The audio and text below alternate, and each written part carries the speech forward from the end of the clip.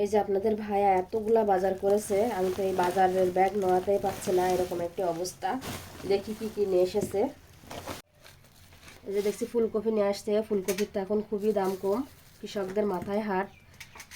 এই যে বেগুনটা দেখে তো আমার খুবই ভালো লাগছে, কত সুন্দর বেগুন, কাঁটাওয়ালা বেগুন। এই বেগুনগুলা খেতে খুবই টেস্ট। এখানে দেখছি ব্রয়লারের মাংস নিয়ে আসছে, ব্রয়লার নিয়ে আসছে পরিষ্কার করে একটা।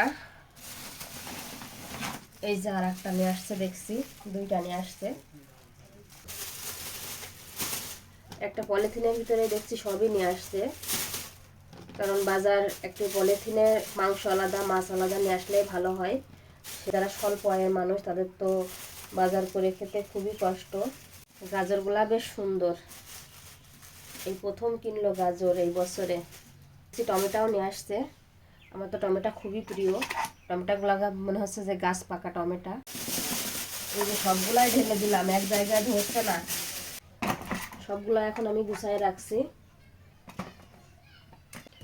এই যে এতগুলা বাজার,